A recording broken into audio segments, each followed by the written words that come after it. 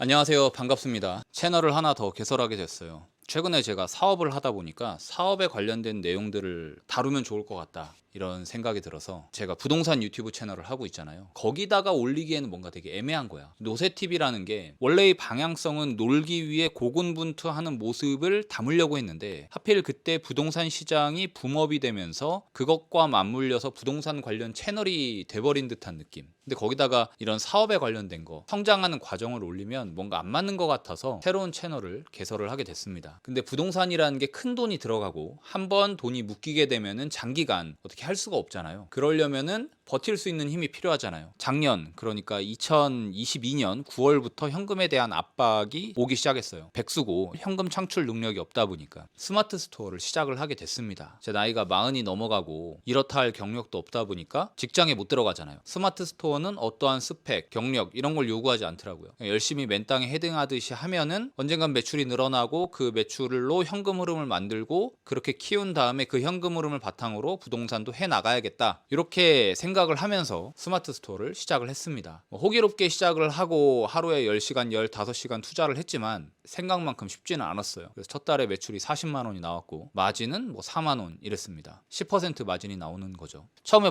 별거 있나요? 잘 모르다 보니까 도매국 이런 데 회원가입을 해가지고 위탁으로 판매를 시작을 했죠. 왜냐면 위탁이라는 게 주문이 들어오면 위탁 업체에 발주 넣으면 되니까 제가 잃을 게 없는, 리스크가 0인 그런 사업이잖아요. 그래서 저도 그렇게 시작을 했어요. 그 전에 그 스마트 스토어 신사임당님이 떴을 때, 그때 너도 나도 스마트 스토어를 하고 싶어 했잖아요. 저도 마찬가지로 그 당시에 뭘 해야겠다라는 생각이 들어서 1688에서 물건을 70만 원인가 100만 원어치 떼었어요. 그걸 팔겠다고. 그래서 가뜩이나 집도 좁은데 그거 물건을 다 갖다 놓고 주문이 들어오면 보내려고 했죠. 근데 쫄딱 망했습니다. 그거 다 버렸어요. 아무것도 모르는 놈이 그렇게 하려고 하니까 그게 쉽지가 않거든요. 완전 초보가 사입을 해가지고 물건을 판다? 이거는 진짜 어려운 일이에요. 그렇게 한번 망하고, 그때 찍어놓은 영상이나 어떤 걸 팔겠다고 찍어놓은 사진들이 있는데 남아있는지는 모르겠습니다. 제가 오늘 언박싱을 한번 해볼 건데, 아이고, 예쁜 여자가 이렇게 들어있어요. 초받침. 예쁘네. 여기 있는 이거를 이렇게 삼각다리처럼 세워가지고 이렇게 테이블처럼 쓰는 그런 건데,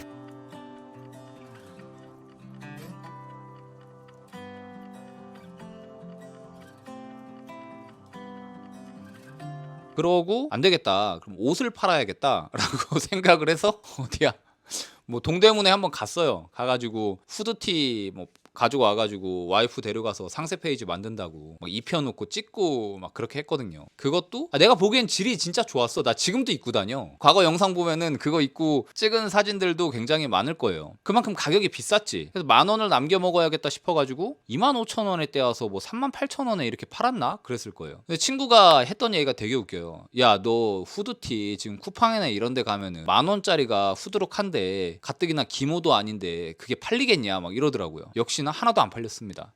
내가 입으니까 너무 좋아서 주변에 좀 추천을 했지. 그래서 주변에서 좀 사주시더라고. 그러고 남은 거는 색깔별로 제가 겨울에 입고 있습니다. 근데 되게 웃긴 게, 그렇게 말했던 친구가 샀어요. 친구 도와준답시고 색깔별로. 1년이 지나서 그 친구가 했던 말이, 야, 이거 진짜 좋더라, 이것만 입게 되더라, 이런 말을 했어요. 그만큼 진짜 좋은데. 어쨌든 그것도 망하고, 그때 동대문에 물건을 떼러 갔는데 주차할 데가 마땅치가 않아서 이상한 데 주차했다가 딱지값 32,000원 내고 이래서 적자였죠. 그러고 난 다음에 작년 9월부터 죽어라고 열심히 위탁 판매를 했습니다. 한 3, 4개월 동안은 매출이 진짜 안 나왔어요. 10시간, 15시간씩 하고 사무실에서도 자고 되게 열심히 했어요. 그러다가 갑자기 매출이 터지기 시작을 하더라고요. 그때부터 슬슬 감을 잡기 시작을 했습니다. 그러면서 매출이 2천만 원, 5천만 원, 2월 달에 매출이 1억 원을 찍었어요. 저도 깜짝 놀랐죠. 갑자기 3월 달부터 모종의 사유로 인해서 매출이 고꾸라지기 시작을 했습니다. 4천 이렇게 왔다 갔다 하게 됐는데 번아웃이 좀 왔던 것 같아요. 그래서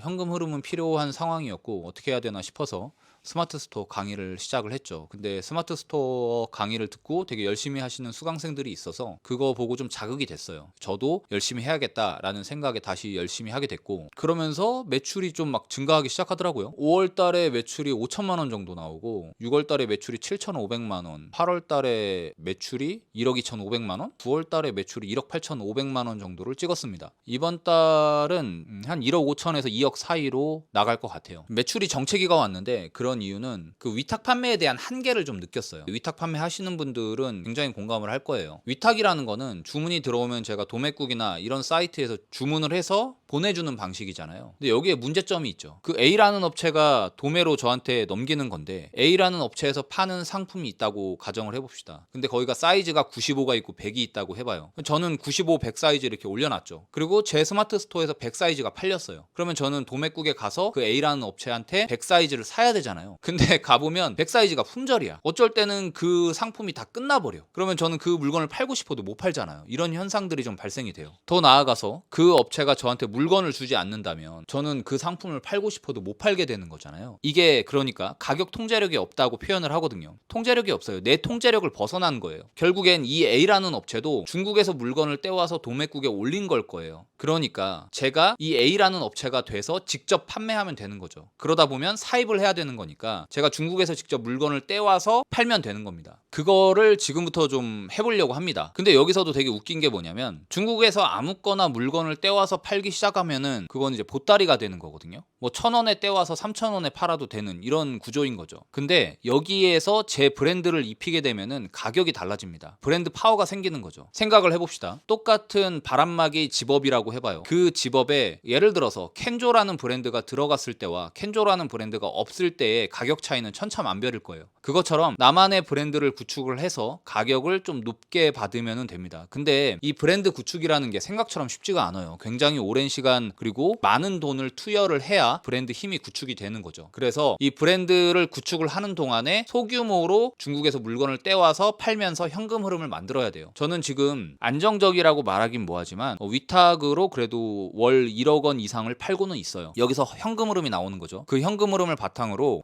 브랜드 구축을 하는데 돈을 투자를 해볼 거예요. 이번에 상해 가구 박람회에 제가 다녀왔어요. 괜찮은 가구들을 몇 가지 사진을 찍어서 의상학과 다니는 조카한테 사진을 보내줬죠. 이거 얼마에 살래? 라고 물어봤는데 그 조카가 했던 말이 되게 이쁘다. 근데 네이버나 쿠팡이나 이런 데서 판다면 뭐 4, 5만 원에 살 것 같은데 어느 정도 브랜드가 있는 거라면은 10만 원 중반까지도 살 의향이 있어 라고 표현을 하더라고요. 그게 정답인 거죠. 그렇기 때문에 결국엔 나만의 브랜드를 만드는 게 길이라고 생각을 합니다. 이런 생각을 할 수 있다는 거에 대해서 되게 감사하게 생각을 하고 있어요. 왜냐면 예전에 위탁 상품을 팔 때는 죽어라고 제가 막노동을 했거든요. 막노동이라는 건 진짜 막노동이 아니라 주문이 들어오면 제가 직접 결제하고 물건 찾아서 소싱해서 올리고 뭐 이런 생활이 계속 반복이 됐었던 거죠. 근데 어느 정도 매출이 나오기 시작하니까 지금은 알바를 6명을 쓰면서 그분들한테 업무를 지시를 하고 있죠. 그만큼 제 시간이 좀 확보가 되고 있어서 저는 이제 뒷단으로 들어가서 알바 친구들을 관리를 하면서 좀 더 고차원적인 좀 더 사업을 다각화시킬 수 있는 일들을 집중을 하고 있습니다. 그래서 이런 과정들을 담아내는 유튜브를 만들고 싶었어요. 어떻게 될지 모르고 어떻게 성장할지 모르고 망할지도 몰라서 그런 과정들을 다 담아내고 싶었습니다. 현재 생각하고 있는 것들이 머릿속에 굉장히 많기 때문에 그런 것들을 차근차근 영상을 업로드를 해보도록 할게요. 그리고 구독자 형들한테도 도움이 되는 정보를 좀 남기고 싶습니다. 그럼 다음 영상에서 찾아뵙도록 하겠습니다. 감사합니다.